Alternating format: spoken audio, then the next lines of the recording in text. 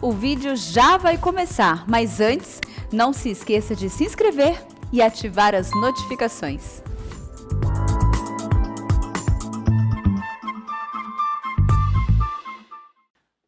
Meus prezados irmãos, vamos abrir a palavra de Deus em Lucas, capítulo 5, versos de 27 a 32. Lucas, capítulo 5,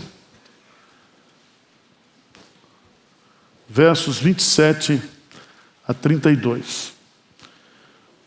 O Evangelho de Lucas, ele tem uma peculiaridade, porque ele foi escrito para as classes menos favorecidas da época. O Evangelho de Lucas é o Evangelho das mulheres, é o Evangelho dos publicanos, é o Evangelho dos pobres, é o Evangelho para todos os homens. E eu quero meditar com você nesta noite, porque Jesus, ele é amigo dos pecadores. Então, se você é pecador, você tem um amigo. E esse amigo é Jesus. Se você é pecador e acha que não é pecador, você está frito. Porque dá mais espaço na sua vida para Jesus. Jesus, ele ama os pecadores. E o próprio Jesus diz: ninguém tem maior amor do que este, de dar a sua própria vida pelos seus amigos. Eu quero ler esse trecho, quero provar para vocês, através de 3 argumentos, como é que Jesus ama os pecadores, como é que Jesus ele se torna amigo dos pecadores. Vamos lá? O texto diz assim: passadas as coisas, saindo, viu um publicano chamado Levi, assentado na coletoria, e disse-lhe: segue-me. Ele se levantou e, deixando tudo, o seguiu. Então, esse Levi lhe ofereceu um grande banquete em sua casa. E numerosos publicanos e outros estavam com eles à mesa. Os fariseus e seus escribas murmuravam contra os discípulos de Jesus, perguntando: por que comeis e bebeis com os publicanos e pecadores? Respondeu-lhe Jesus: os sãos não precisam de médico, e sim os doentes. Não vim chamar justos, e sim pecadores ao arrependimento. Amém. Observe essa expressão, publicanos e pecadores. E eu quero chamar a sua atenção porque o personagem principal desse texto é um publicano. E o que é um publicano? Ele é um cobrador de impostos. Ninguém gosta de cobrador de impostos. Eu odeio a Receita Federal. E o símbolo da Receita Federal o que é? Um leão. Aí eu lembro logo do diabo, que está o vosso o quê? Derredor. Se tem algum fiscal aqui, fique tranquilo. No contexto de Jesus, existiam pelo menos 3 tipos de fiscais. Tinha aquele fiscal que cobrava o imposto para o Império Romano, e havia pelo menos 3 tipos de impostos já determinados. Eles cobravam somente esses impostos. Existia um segundo tipo de fiscal, que ele trabalhava de forma ambulante. Ele montava a sua coletoria na estrada, em qualquer lugar. E ele poderia cobrar imposto de todo mundo, desde que ele achasse necessário. A pessoa ia passando com um carro com mantimentos, alguma coisa. O fiscal parava, mandava tirar tudo e ali aplicava o quê? Um imposto. O terceiro tipo está lá em Lucas, veja lá. Lucas capítulo 19.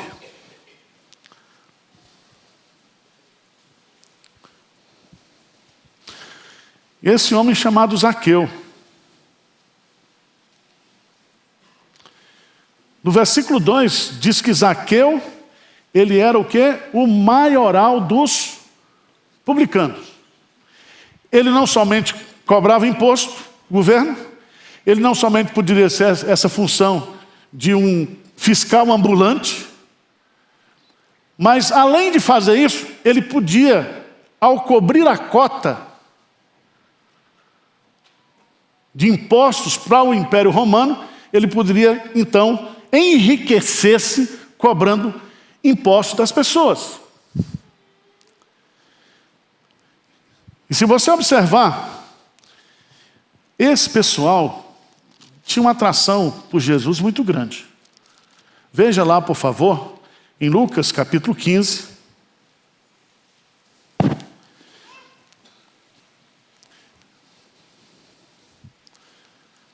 Veja lá, que coisa interessante. Lucas vai colocar, versículo 1. Aproximava-se de Jesus. Quantos publicanos? Todos. Então só gente que não prestava, gente que era odiada pela sociedade. O publicano, ele coloca aí como pecadores, ele era colocado como as prostitutas, como aquelas pessoas à margem da sociedade que eram, de uma certa forma, taxadas como mais pecadoras do que as outras. Mas Jesus e Levi aqui, ele provavelmente estava nessa segunda classe. Levi, ele era um fiscal ambulante. Ele não era um maioral como Zaqueu. Mas veja no versículo 27, que Jesus vai provar o seu amor pelos pecadores, a sua amizade, o seu carinho pelos pecadores, chamando pecadores para serem seus discípulos, para fazerem parte do seu colégio apostólico. Isso é impressionante. E aqui eu queria destacar algumas coisas nesse texto, porque esse texto resume a doutrina da salvação. E o texto nos diz, veja aí, passadas essas coisas, saindo, viu um publicano. Quem foi que viu? Jesus. É ele que vê. É ele que conhece Levi, pelo nome. É ele que toma a iniciativa de ir até Levi para chamá-lo. E a Bíblia fala que o Deus que elege, o Deus que redime, é o Deus que chama. E veja no texto que Jesus vai ao encontro desse publicano chamado Levi, assentado na coletoria, e disse-lhe: segue-me. Preste atenção, esse segue-me aqui é um chamado irresistível. Ele não diz segue-me somente aos ouvidos, ele disse segue-me ao coração.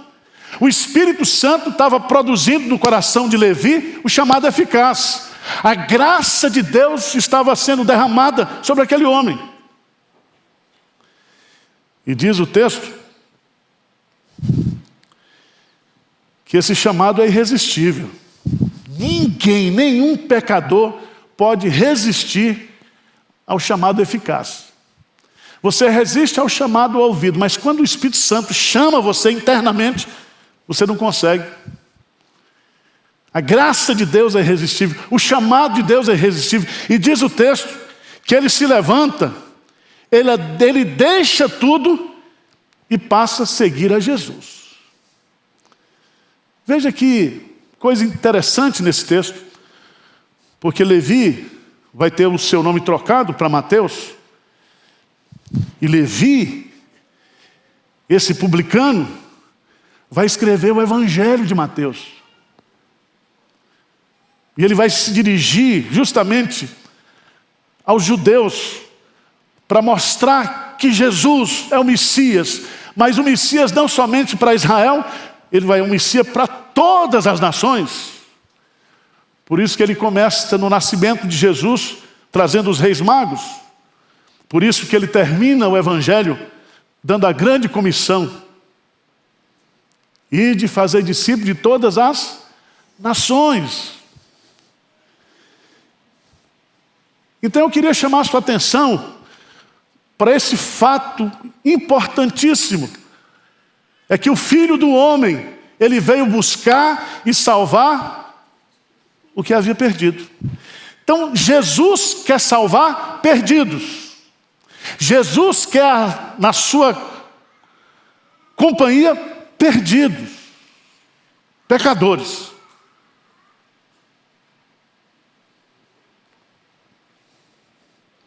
Tem muitos crentes hoje que se diz crente, mas não quer se misturar na igreja, porque a igreja só tem fariseu. O primeiro fariseu que tem aqui é você. A igreja, ela é a comunidade de pecadores. Só entra na igreja quem é pecador. Só é redimido pela graça de Deus pecadores. E Jesus chama pecadores para fazerem parte da sua igreja. Mas não somente isso, para serem os pilares da igreja, para serem usados pelo Espírito Santo para escrever as Escrituras Sagradas. É pecador, é pecador. Mas em segundo lugar, Jesus chama pecadores para segui-lo, para serem seus discípulos. Mas Jesus também tem comunhão com pecadores. Veja que no versículo 29, todo crente novo tem fervor evangelístico. Tem ou não tem? O crente vai ficando velho, vai perdendo fervor evangelístico. Primeira coisa que Levi faz, como uma nova criatura, como alguém que é um discípulo de Jesus, diz o texto, que ele faz um grande banquete. Não foi pequeno não, um grande banquete. E quem é que ele chama? Quem é que ele chama? Os fariseus? Os saduceus? Os escribas? Não. O que é que ele diz aí?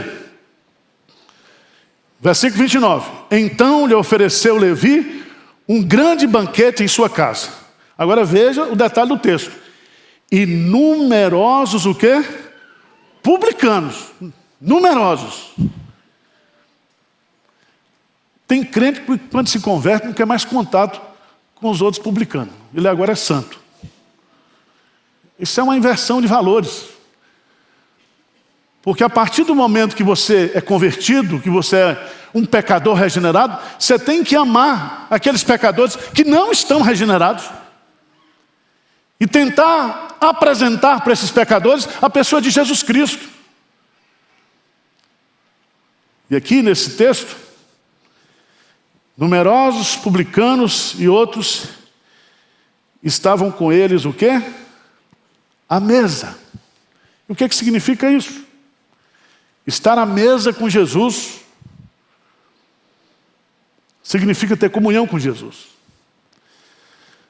A refeição mais importante para o judeu era o jantar, a ceia no final da tarde. Jesus diz assim: eis que estou à porta e bato. Se alguém abrir, entrarei, cearei com ele e ele comigo. O cear aqui é comunhão.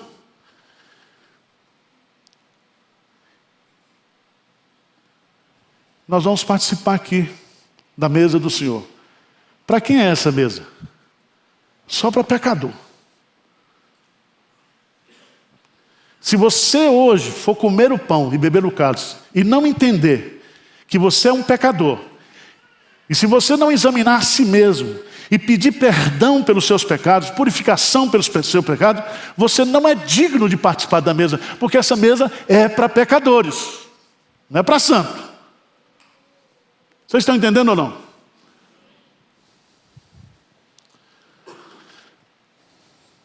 Mas Jesus chama pecadores para ser discípulo dele. Jesus tem comunhão com pecadores. Terceiro lugar, Jesus chama pecadores ao arrependimento. Ao arrependimento. Veja no versículo 30 que os fariseus e seus escribas murmuravam contra os discípulos de Jesus, perguntando: por que comeis e bebeis com os publicanos e os pecadores?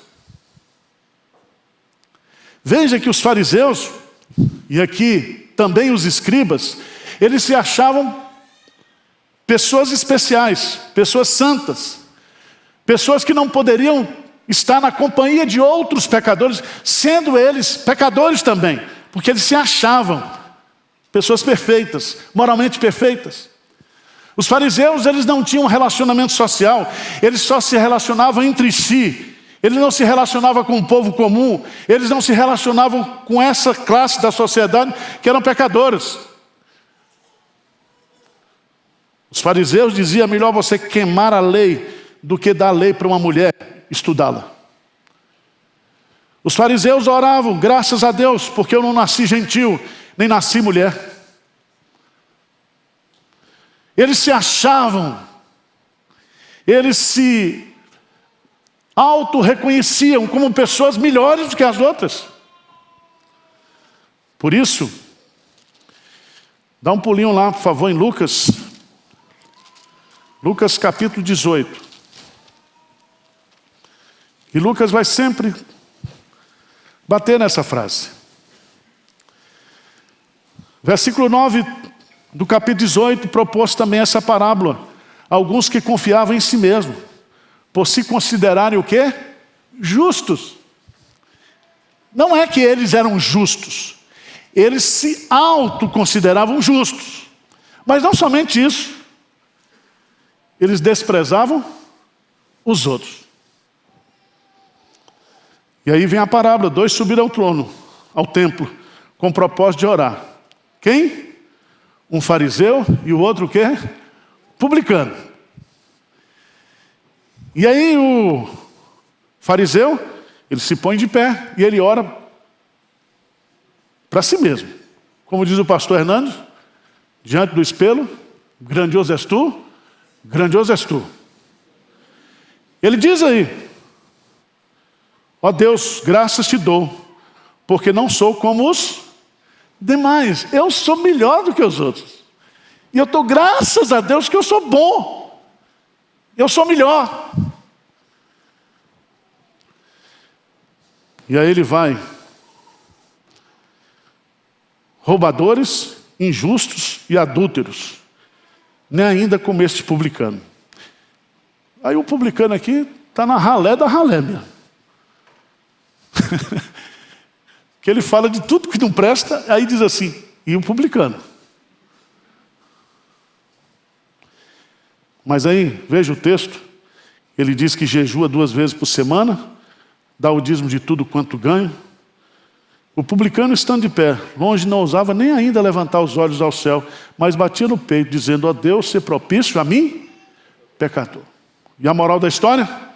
Esse desceu justificado para a sua casa, e não aquele, porque todo o que se exalta será humilhado, mas o que se humilha será exaltado. Lição para mim e para você, meu irmão. O fato de nós sermos todos pecadores, a Bíblia diz que não há um justo sequer. E não é a religiosidade, a prática religiosa, que vai definir aquilo que nós somos diante de Deus, mas é a nossa conversão, é a nossa regeneração. É o fato de eu e você sermos novas criaturas em Cristo Jesus. Isso é que faz a diferença. E quando você entende o que é a salvação de Deus em Cristo Jesus, não há espaço para você achar que você é melhor, que você é superior.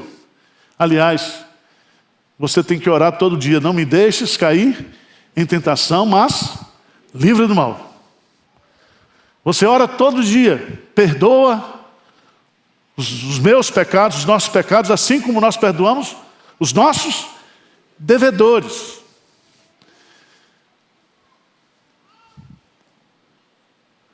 Jesus então vai dar a resposta. Os discípulos de Jesus foram questionados. Jesus dá a resposta.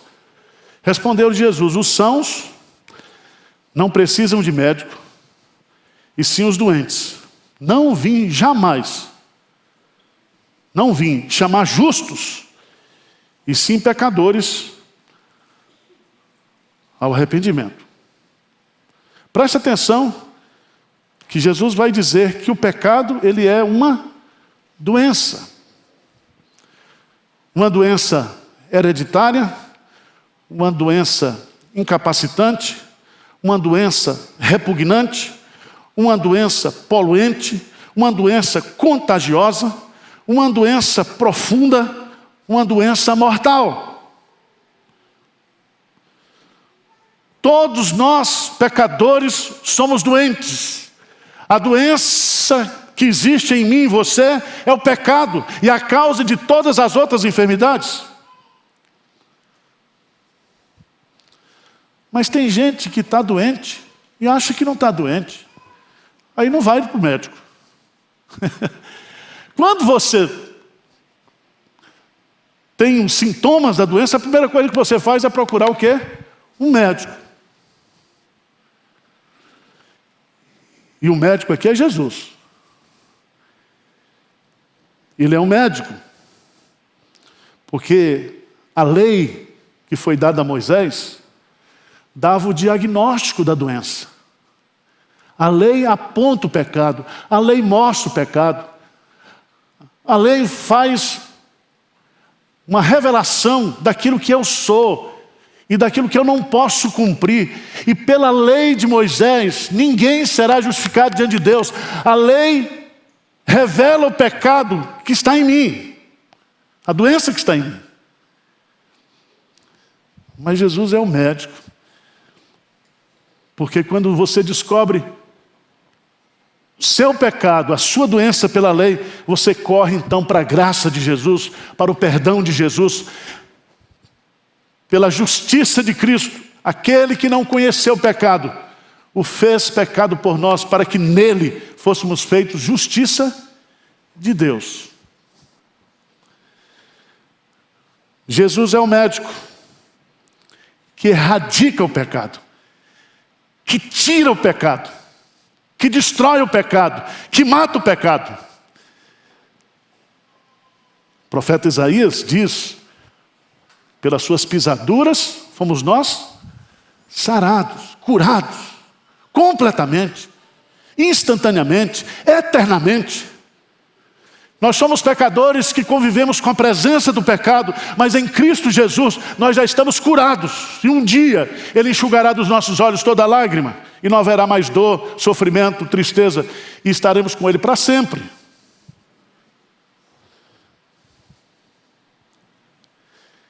Jesus é o médico necessário. Ele diz: os sãos não precisam de médico, e sim os doentes. E aqui, meus amados irmãos, os escribas e os fariseus são essas pessoas que acham que não precisam de médico, porque eles são bons, eles não têm defeitos.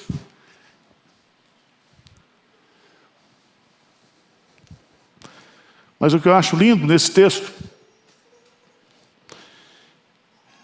é que Jesus chama pecadores, Jesus tem comunhão com pecadores, mas Jesus chama pecadores ao arrependimento.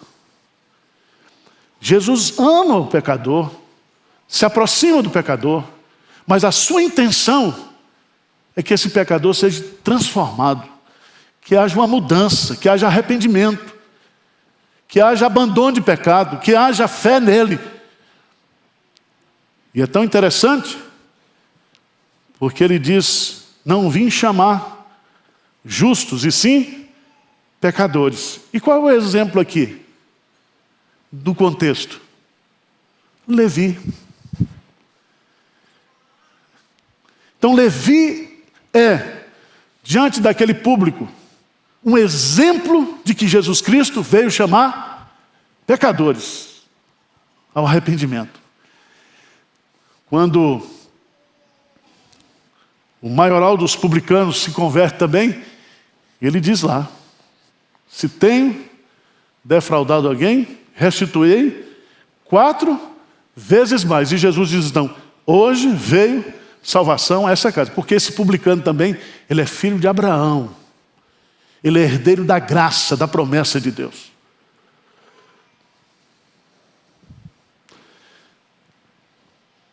Jesus Cristo veio e vem com o poder de curar. O poder de Cristo no Evangelho é o poder de cura, de restauração.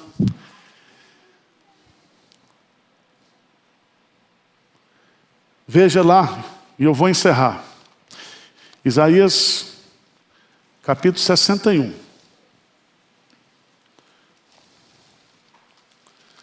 Isaías, capítulo 61.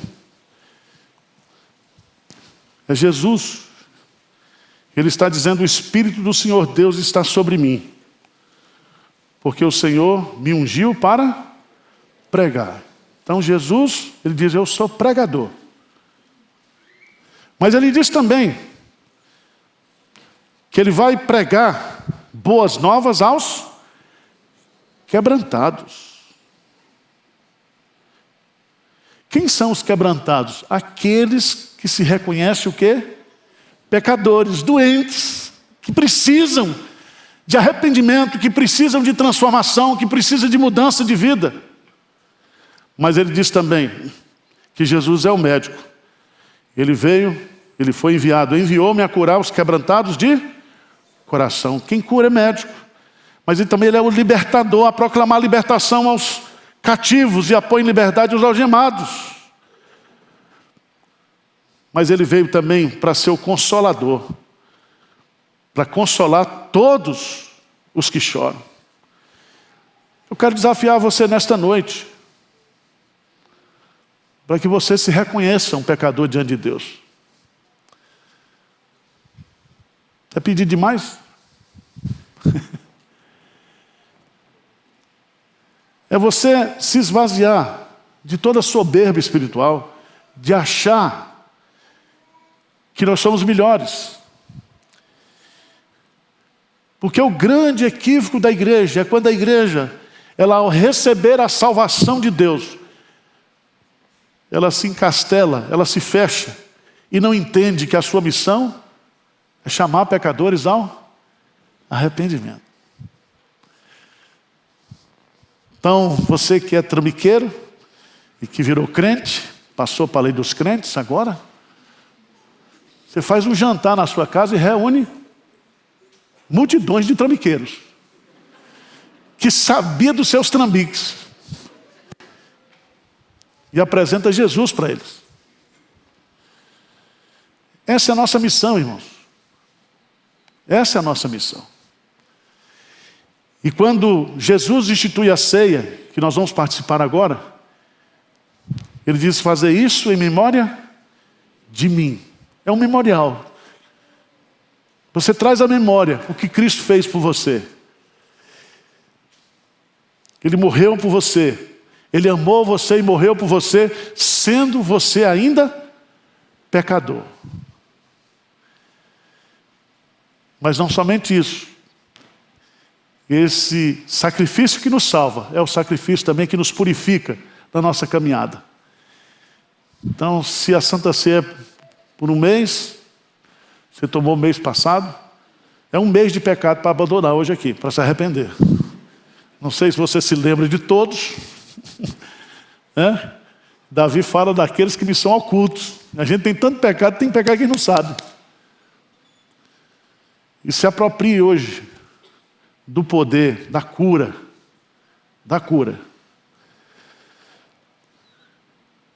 Bendize a minha alma ao Senhor, e tudo que é em mim, bendiga o seu santo nome.